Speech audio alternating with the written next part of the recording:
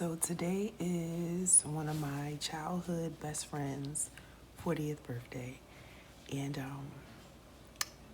I miss her so much. She didn't transition. Um, things just things ended because of the way that I handled something between us, and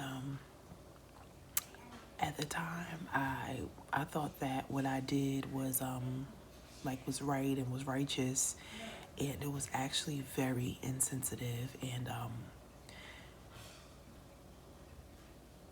I miss my friend. I I didn't realize how much that friend was like real rada da. Like I'm your real friend. When we were about, I think, the fourth or the fifth grade, I had got lice. And I know that African American people cannot get lice because our hair is very coarse. But I had box braids in my hair because I was Brandy and you couldn't tell me no differently. So my aunt had braided my hair in the nice little asymmetrical bob. And one day in gym, I used my classmate's brush, which I didn't need. But just me going to school with white girls, I brushed my braids with her brush, and I contracted lice. And I remember trying to tell my mom about it, and my mom, like, you don't have lice, you don't have lice. She thought I was lying because it was time for me to take my braids out. So she thought I was just like saying anything so that they can come out faster. But I really had lice because I could see the bugs in like my glasses. And so it was a lice outbreak, and the nurse was going through everybody's hair. And, you know, of course, all the black kids didn't have it except me because I had the braids. And so we had to go through the whole process of the shampooing, and it pulled out a lot of my hair. And I had to like wear hats to school. And I remember going back to school, and nobody wanted to sit by me. And this one girl, and she was new to our school, she was like, I'll sit by you. And she was the only one that sat by me. And we were friends like from grade 4 or 5th up until our 20s, when I was an asshole and didn't realize it until like years later, like, oh shit, like I probably, shouldn't have said that.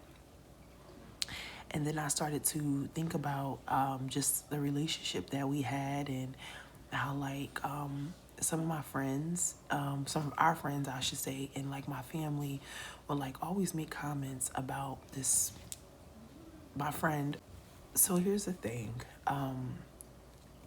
I I have my own separate group of friends. Even though my family is very tight knit and we're very close, I still had like my own separate group of friends. And I feel like some of my cousins, not I feel like, but I know that some of my cousins who actually had a lot of friends as well, it was like I I processed it as a controlling thing. It was like, yeah, you can have friends, but only the friends that I like. And that sounds crazy, right? But some of my friends, like my cousins, would like make fun of, but you couldn't do that to their friends. But they would like make fun of my friends, and that particular friend, that was like somebody that one of my cousins, was like always like say things about, and I would never correct her, but she would not allow me to ever say that about any of her friends, and so I was just sitting here because today is my friend's birthday, and maybe about a few days ago, not maybe, but a few days ago, I'm working on that, just actually saying what I mean. So a few days ago, I was like sitting, and I just started to have like so many big emotions because I just realized that you know, you got to take accountability for your actions. It's not just what people did to you.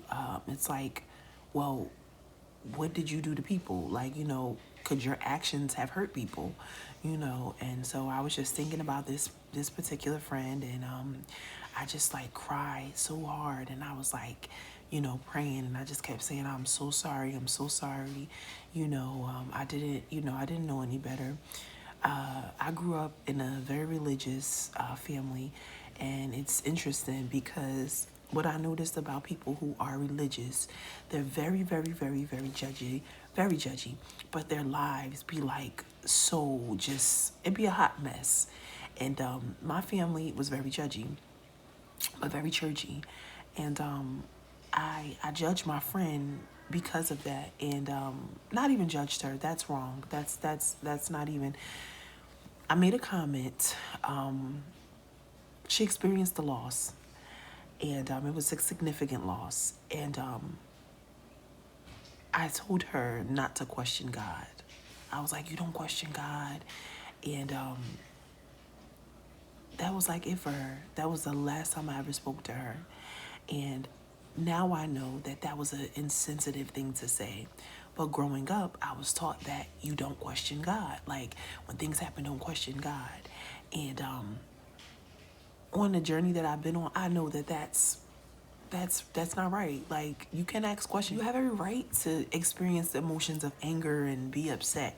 I used to question a lot of things growing up, and my grandmother knew that I was that grandkid. I asked questions, Well, if it's wrong to be gay, then how do you explain people that are born with both organs? Or, what about people that are, touched inappropriately? And, now like, I would just ask so many questions. So, but still being raised like that, it was very conflicting.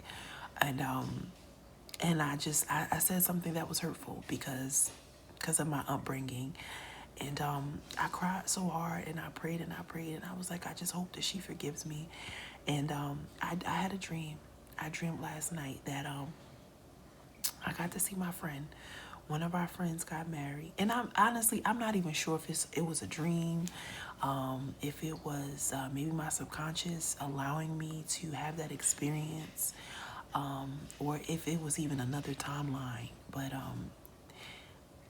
I got to see my friend, and one of our friends was getting married, and we sat by each other, and she had on a white dress, and we hugged each other so tight, and we cried, and I was like, I'm so sorry. And I didn't say it in the dream, but like I know that I thought it, like, to like say that, say that to her, say it. And I didn't say it. I just hugged her, and I cried, and I just kept saying that I'm sorry, and we cried together. Yeah. It just made me think about sometimes those women that were my friends and they weren't the kindest. I'm starting to think that they were showing me, like, this is how you are too. You can be this way as well. You can be judgy. And because I had a friend that was very religious, and it was because of her upbringing, very judgmental. She was a bully. She had to be the center of attention. She was manipulative. And we were friends for a long time. And it was like, it felt like I was in an abusive relationship with her.